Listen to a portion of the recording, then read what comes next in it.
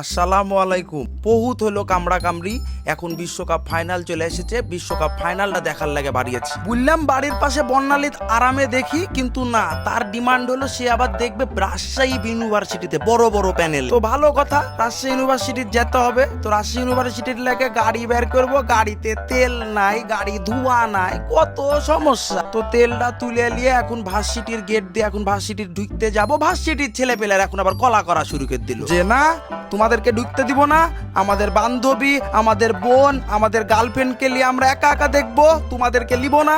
আরে বোটা, আমরা বোটা লোকাল বে, আমাদেরকে তো আটকাত পারবি বে? এই ওই সুরঙ্গ পারলে মাটি কাটে হলে ঢুকে যাব আমরা। আটকাবে আটকাবে। তো যাই হোক, ঢুকে পড়লাম। ঢুকে পড়ে প্যারিস রোডের দিকে আগাতে যাই দেখছি যে হচ্ছে এখানে আগে লোডেড হয়ে গেছে, আরো আগে আসতে হতো। তো ছেলেবেলাকে ফোন লাগালাম, তো ছেলেবেলা বললো যে আমরা স্টেডিয়ামে আছি, স্টেডিয়ামে চলে। স্টেডিয়ামে খুবই সুন্দর আবহাওয়া, আর তিনটা প্যানেল বসেছে একদম বড় করে দেখা। বন্ধু আর আমি একটা খেলা দেখতে আসলাম, খেলার পরিবেশটা আজকে দেখতে হবে। খেলাতে কে ভালো খেলছে, কে খারাপ খেলছে, সে বিষয়ে গভীর পর্যালোচনা করতে হবে। পর্যালোচনা দরকার অবশ্যই। এবারে পর্যালোচনার পরে আর্জেন্টিনার সাপোর্টারদের সাথে কথা হবে। তো ভালো কথা, এখন ওদিকে যেতে হবে। ওদিকে হাঁটছি।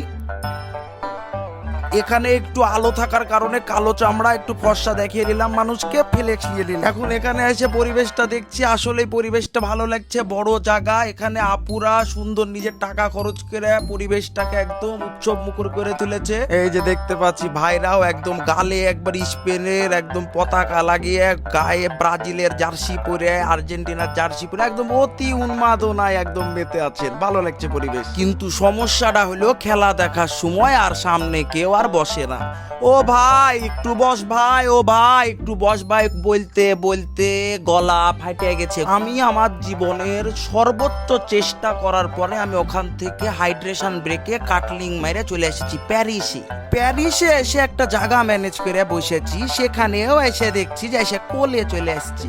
এত ভাই বোন বসে আছে আমার ভার্সিটির, কিন্তু কেউ একটা জায়গা রাখলো না আমার লাগে। তো যাই হোক, প্যারা নাই। তুষার বন্ধুকে দুইটা খাতারনাক গাইল দিয়ে ওখান থেকে বাইক নিয়ে চলে এলাম শহীদ মিনার আপনার এলাকা যতটুকুই দেখতে পাচ্ছি দেখি। ভার্সিটি থেকে বাড়িয়ে গাড়িটা টান দিয়ে এতগুলা জায়গা পার হয়ে শহীদ মিনারে এলাম, তাও দেখছি একটা গোলও হয়নি। খেলাটা আবার একটু মনোযোগ দিয়ে দেখতে গেলাম, তো আবার আর্জেন্টিনা হেরে গেল। তো মনটা ভালো হয়ে গেল। তো এখন নাচবো না ছেলে পেলে দেখবো, এটা নিয়ে কনফিউশনে পড়ে গেলাম। ছেলে পেলের চেহারার দিকে তাকানা যে ছিল না, তোমাদেরকে আমি বুঝাতে পারবো না। ক্যামেরা দিয়ে তোমাদেরকে কোনোদিন ওদের চোখের ভাষা আমি তোমাদেরকে বুঝাতে পারবো না। আমি নিজে কষ্ট পেয়েছি। লাস্টে আমি নিজে চিল্লাছিলাম, প্লিজ একটা মেসি গোল দে, একটা গোল দিয়ে দে। তো অবশেষে মেসি ভাই আর পারলো না, আর্জেন্টিনা কাপটা হারিয়ে ফেললো। একজন বারবার কাপ নিয়ে নিবে, বাকি সবাই বসে থাকবে। তার থেকে ভালো যে গলাগলি মিলিয়ে একসাথে বসে থাকি, একসাথে বসে থেকে চা খাই, আর এর সাথে সমাজেরও ভালো হবে। কারণ এই যে নয়েজ পলিউশনের যে ঝামেলাটা, এটা থেকে আমরা মুক্তি পেলাম। তো আমি ভাবলাম আর তাহলে চুপ করে থাকে লাভ নাই, একটু ড্যান্স মেরে আসি। মারাত্মক ড্যান্স মারলাম। যদিও এখানে একটু নয়েজ পলিউশন এখন করা হচ্ছে, কিন্তু এটা বিষয় না। কারণ আমি ভাইদেরকে আসলে আলাদা করে কিছু বলবো না, কারণ আমি জানি যে এই ভুম ভুম আলা ভাইরা আসলে এই জিনিসটা করতে ভালোবাসে। তো তারা আসলে উৎসব খুঁজে বেড়ায় যে কোন উৎসবে তারা এটা করতে পারবে। তো একটা উৎসব পাইয়াছে এবং তারা এসে করছে। আমাদের উচিত এটা থেকে শুধুমাত্র বিনোদন নেওয়া, কারণ দেশে প্রশাসন আছে, ডান্ডাও আছে। বাড়িতে যাওয়ার পথে আমার সহানুভূতির দরজাটা আমি খুলে দিলাম এবং তাদেরকে বুঝাতে চাইলাম যে তাদের জন্য আমার কত বেশি কষ্ট হচ্ছে। আপনাদের লাগে খুব কষ্ট হচ্ছে ভাই, খুব কষ্ট হচ্ছে ভাই।